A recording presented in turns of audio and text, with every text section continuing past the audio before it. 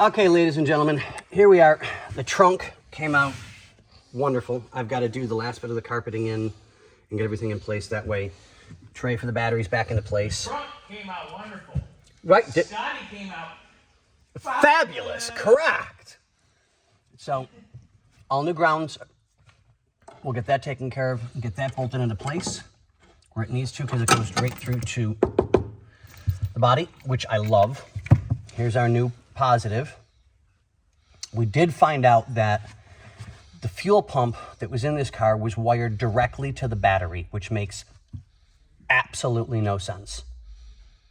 Absolutely no sense at all. None. So now I have to route another wire all the way back to the fuel pump from the front, because we have an extra 2 keyed powers.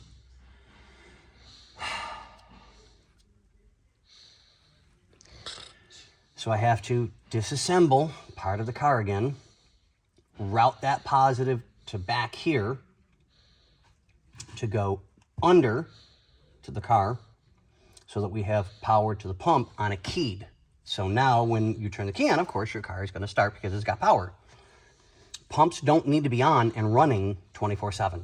They only need to be on when the car is running. When it's off, they don't need to be pumping fuel to the engine because it'll cause it to flood. And from my understanding, I think that was what happened with the car in the first place. It flooded out and caused... It would stick injectors because it had that stupid factory spider injection crap on it. Gotcha. Okay. Absolute garbage.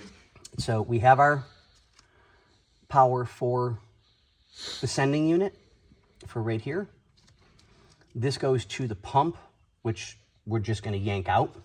Here's the ground for the pump, which we're going to yank out. And it even says it right on it. F pump ground. So it goes right down and directly over to the pump. That's absolutely moronic. This should just be ground to the frame underneath. Correct. Easy peasy right there. Correct. So here's our ground, which I'll make a new one to go underneath once we get the pump and get that hooked up and in. But now we're just routing negatives, get the trunk back together, get the battery in its place. I just ordered the new connector for here. Yes, we used a 1/0, by the way, for positive, for those of you that are wondering. And I stayed with the regular 6/0 for ground, because that's fine. I mean, it's not like we're running millions of stuff through here, but I just want good power from the starter to the battery, so we know we're getting everything taken care of that way. So I've got a little bit to go. That's 6 gauge, not 6/0. 6/0 would be massive.